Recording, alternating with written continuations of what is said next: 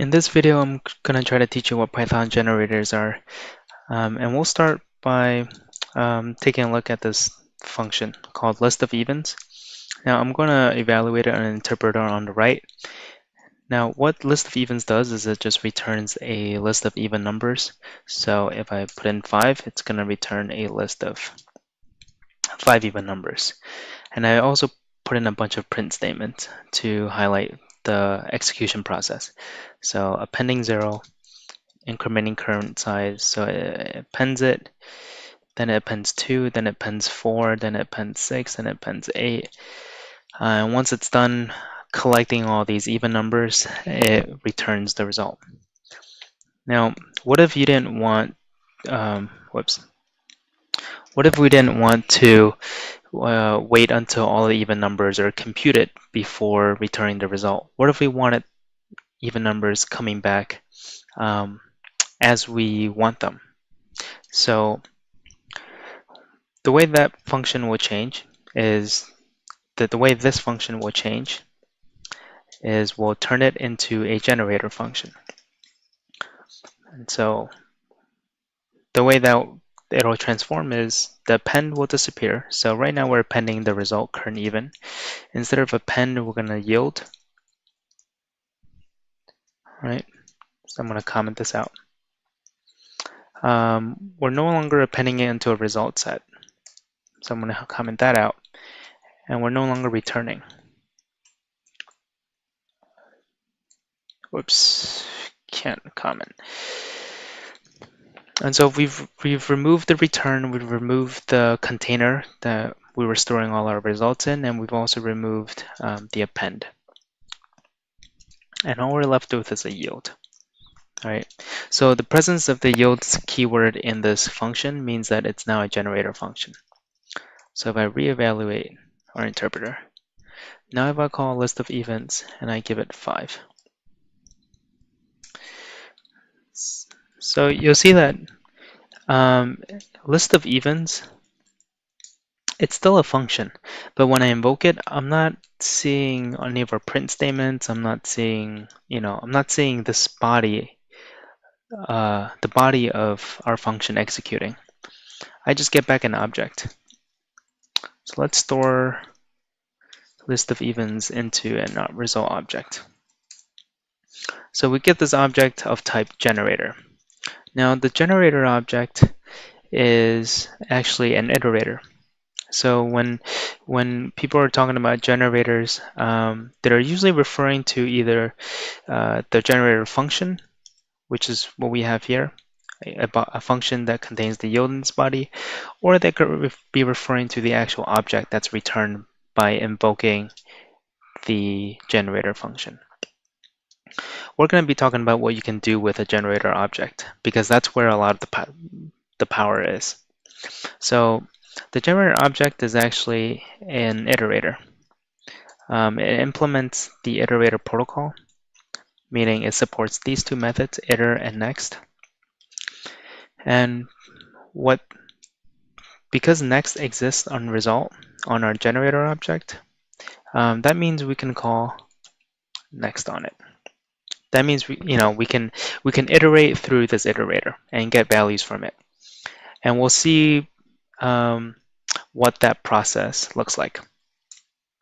So if I call next, we now get a print statement. So we now see that something's actually printing in our function, or rather that the body of our function is actually executing. So we see this get executed. So we've reached at least line number 7, and then we get back 0 as our result. So the return value is actually the first value that we ended up yielding in our function. Now what happens if I call next again?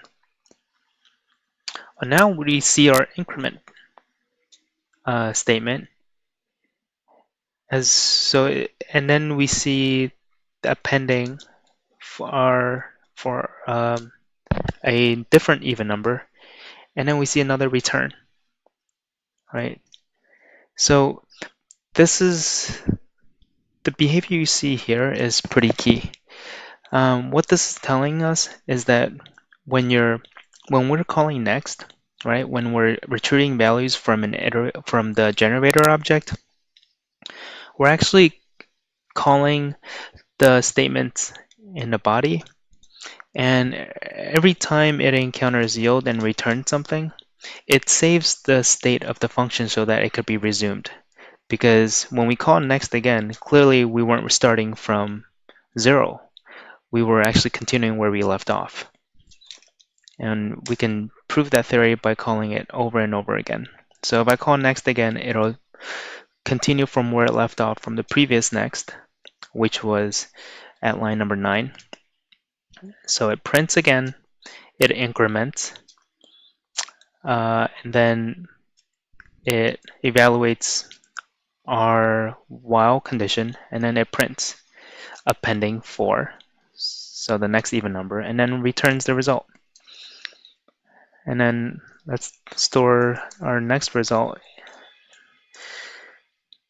So right now the interpreter, because I've stored it into a variable rather than printing it, it's just saved. And there you go, there's 6. And we can call this over and over again until we run out of values.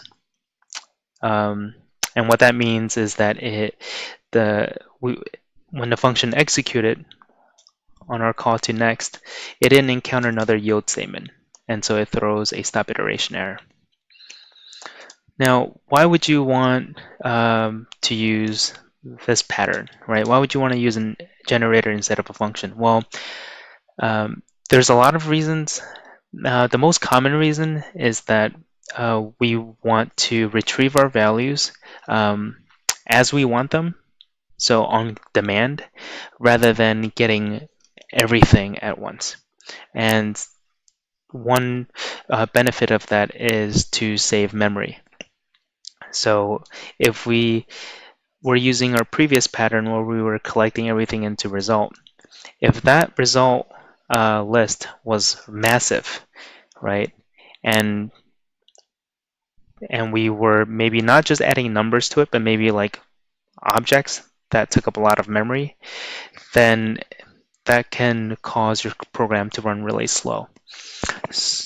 So one solution using generators is, rather than putting everything into this aggregate object called result, we'll just yield it one by one as you need it. And that's a pretty sort of basic reason. I might do a separate video sort of going into sort of the more nuances of when generators make sense and when they don't make so much sense. But that's just one answer to that question. Now let's continue. So in most cases, we won't actually be calling next to retrieve results from a generator. We'll actually be using a for loop.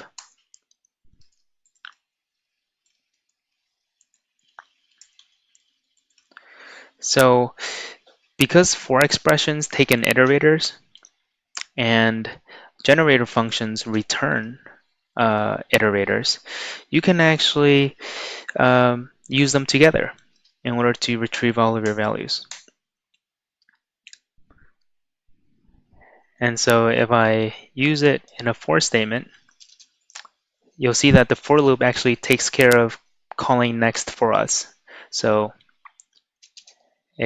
this is the first call to next, or this is the first call to next,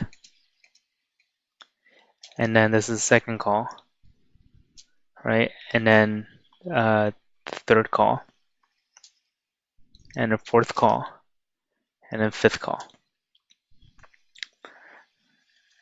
And when we're completely out of values, you'll see that incrementing curve signs and curve even. So that was following the final call to next. So it resumed after returning 8, and then it continued executing, and because current size at that point was no longer less than size, it didn't encounter another yield statement. And so there is no more values to return. And the reason a stop iteration error didn't get raised is because a for expression actually handled it for you. So that's one nice thing about retrieving values using for. All right, well, I hope that was helpful. And again, if there's anything that you thought was confusing or you want me to get deeper into, let me know in the comments below.